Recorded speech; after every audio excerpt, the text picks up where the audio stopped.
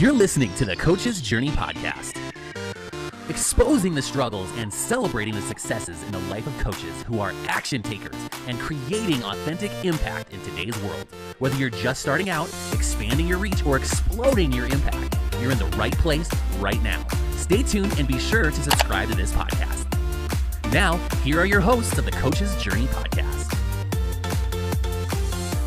So I wanted to kind of go a little bit into like the second transition since you made that decision and you kind of got you alluded to it, you got the sign in terms of social media these days. CMC came in the picture. So what has been your journey since then? Because one of the things that happens with community is that, and that happened to me, is that a lot of what you like before we kind of express a lot of who we are, it's kind of in our head, and part of it we've made sense of, part of it we haven't. And what happened as you came into the community and you saw all these other coaches that are dealing with similar things or different things, and what happened on your path as you've gone towards kind of experimenting with your coaching and working with people, whether in CMC or outside? Like, what has been your journey like so far? Oh, great question. It's quite funny. We each have our path, but I really sincerely think that my answer to this question is not unique to me. But the great thing about CMC, joining a community with other coaches, is being challenged to define myself.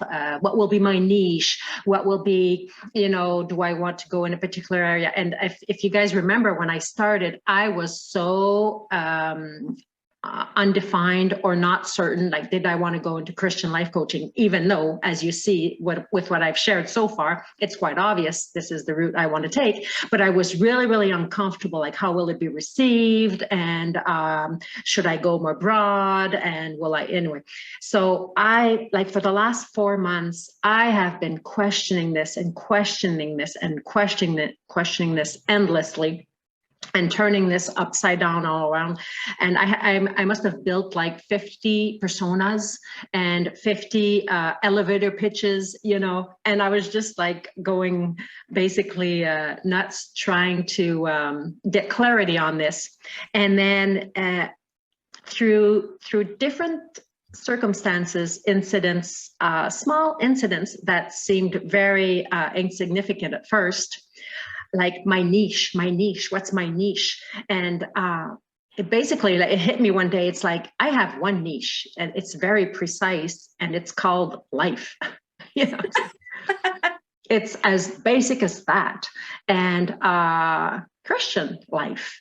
And I was thinking, it's like, life to me in itself, whatsoever our struggles are, our battles, whatever goals we want to attain. I mentioned earlier, whether it be work related, family wise, our relationships, whether it be through the studies we go through when we're students, our faith journey for everybody is different. Our spiritual growth is unique to everyone, whether it's people, newcomers into faith, whether it's strong, mature Christians, Christian leaders also. At some point, we all re-question. We all get to a point in life where we question our faith, our path, our mission, our calling. It's like we get to a point, no matter who we are, how solid we are, we get to a point in life where we question ourselves. And to me, again, it comes with what I said earlier. What's the why behind it? What's in your gut? What's your intuition about? Like, what's your inner voice saying to you? What is God speaking to you, for those who believe? And to me, in the past 4 months, this is really what I have received the most help with. And I like, Fazal, you said, you used the word insight. And, this is what I have gotten the most insight on this year, particularly deciding to go into coaching. And remember, we recently talked about this, like the programs, are we to have a program or not use a program? And that's another thing that I got clarity on recently is So what do you mean by program, Katy? What are you referring to? in as coaches working together, encouraging one another, and uplifting, sharing our expertise, some coaches have a structured program that they propose to their clients. So a client, a framework. Yeah, a framework, exactly. And let's say like somebody coming into coaching will basically already know what they want to work on, and they want help for that, whether it be, like I said earlier, family-wise, relationships work. But there's other types of coaches that have a structured program over a certain period of time. You know, it can be 12 weeks, 4 months or something, and they will help you develop specifically your leadership, or it can be a fitness coach or something. And they have, and I was really struggling with this to try to build my program and have something structured and everything. And this is really funny to share with you guys. I came down to the conclusion and I decided I don't want a framework. I don't want a program. I wanted to go, I take my client where he or she is and I bring them to where they want to go. If they don't know, I help them clarify, and then, you know, we face the struggles whatsoever on their path. And if it's a difficult period, or if it's a major challenges that they're facing, whatsoever it is, I help them so that they get to where they want to go from A to B. I'm in the passenger seat with them, they're driving, and I just accompany them to get there. So I had decided to not go with her program. And then this great person, his name is Herman Atienza. He's an author. He wrote a great book called God's Business Mandate. I love this person. I've been talking to him recently several times. And then I talked to him about the coaching that I do and how I want, you know, it's really centered on your life. And what you want, what's your why, what are you all about, what has God put on your heart, where do you want to go, and I'll help you get there. And he basically talked to me about a program he's put in place over the years. He developed this beautiful program on the 7 F's, he calls it, the 7 facets of our lives, and to discover our vision statement for our life with like the 7, like a pie chart, you know, and basically, and what is God put on your heart? What has God put on your heart that is the vision for your life? And that brings so much clarity in all aspects of our lives for all the decisions we need to make and everything. And I thought like, oh, like that goes with everything that is important to me, how I see things and how I wanted to not go with a program. And he's given me access to this beautiful program he built. So now, depending on the clients, where they're at, I have like 2 things I can propose. The client has their own program, or I have something to help, a tool to provide a framework that can be helpful to them. So this is like very recent. It just fell on my lap once again, was offered. And it's like, so I don't know if this answers your question, Fazal, but this is what has been underlining or coming ahead, presenting itself on my path this year in the past few months.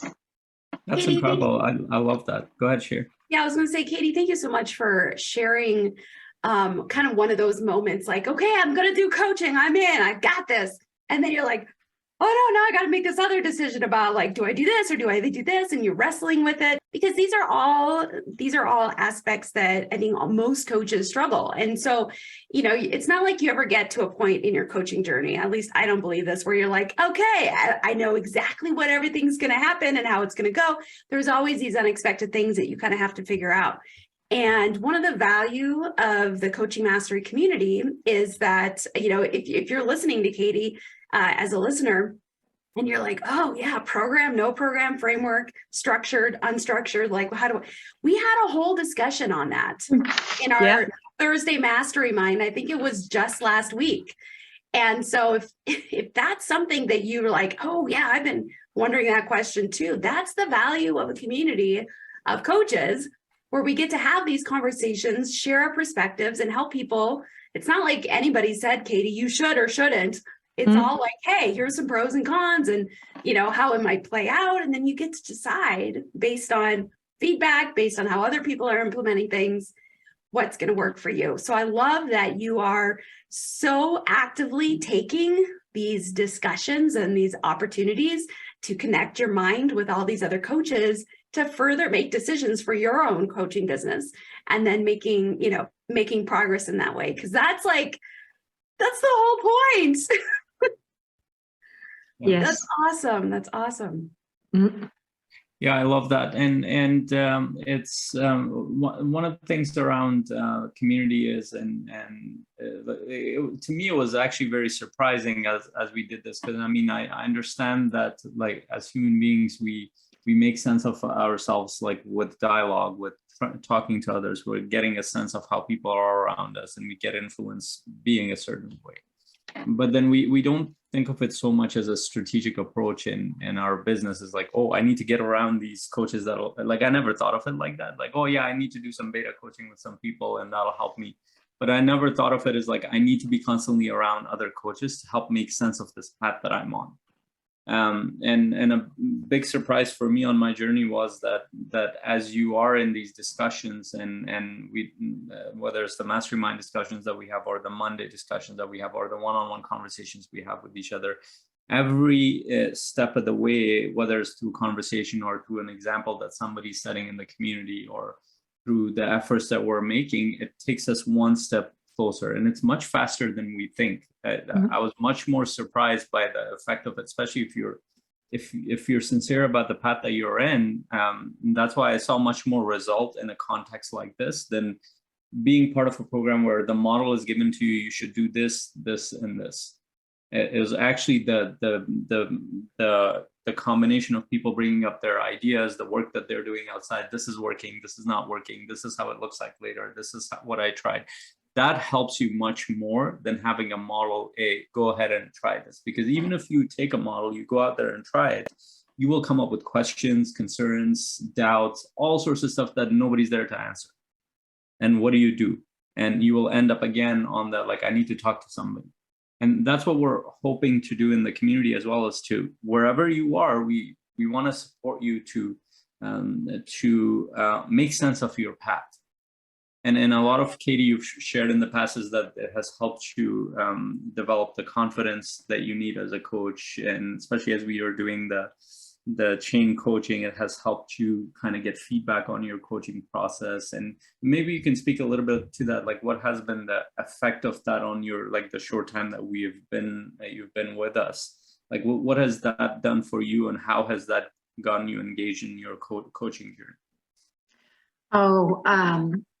Again, great question. And I just want to get back to Sherry, like that call you said last week that we talked about, that the programs or no programs, whatever, that was indeed a great call. It was really, really fun, and a lot of insight came out of it.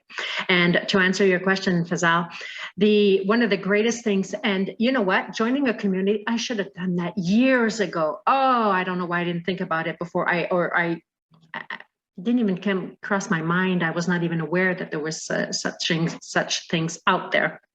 But I think one of my fears was that people or other coaches would want to make me change my mind, or change my mind on things. You know, it's like I have my idea, I have my way that I want to go about it, but obviously something wasn't working. There was something in the past that always blocked me. And joining other people, and another fear that I had was like feeling small, and you know, like all these other great coaches, and who am I, and stuff. And then discovering, especially in this community, like the vulnerability of everybody, the authenticity. I have my place. I'm okay. I'm fine just the way I am, with my strengths and my weaknesses. I am with my faith, you know, with my beliefs, with my way of being. I am fine just the way I am. And we all are unique in each our own way. And the coaching chain, especially, like one of the things that helped me the most with is we, at the end of each call, as we are coaches experiencing coaching together and coaching one another, we give feedback, you know, the post-session evaluation that we do. I was very uncomfortable at first when I did the first few times, because I have difficulty. I had great difficulty saying, what could be improved or what could have been done better or things like that. I didn't have too much difficulty receiving feedback when I was the coach on what I can improve on or what I could have done better or what other question I could have asked to go deeper into the session, into the call. But when I was the coachee towards my coach, you have to give a note on 6 criterias on 10. And I was always be like, oh, 9, 10, 9, 10, 9, 10, it's like, but then, and then inside of me, it would be like, no, you don't think that for real. It's like that was a 6 or 7, and I couldn't say it. I couldn't say it to the person. And since I've been opening up and sharing my real point of view, and in return, what it creates when I am the person coaching the other one, giving the space for the other one to really be open and honest, I have been learning so much. And the things that I shared, like I would have given a 6 on this because I didn't feel that, whatever. And, by naming those things, the person, my colleague often responds like, I knew it. I felt it on my side also. And you know what? I knew it. And I'm like, whew. Oh.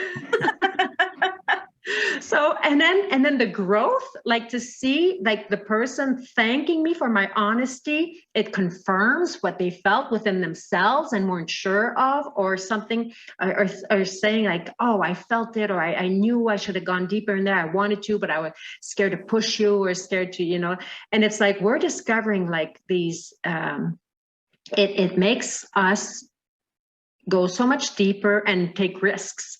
It's a space where we can take risks at the same time, because sometimes with our real clients, we won't dare to push to that extent or to challenge to that extent or things like that. But in the end, sometimes it's like, that is what is the best for the person.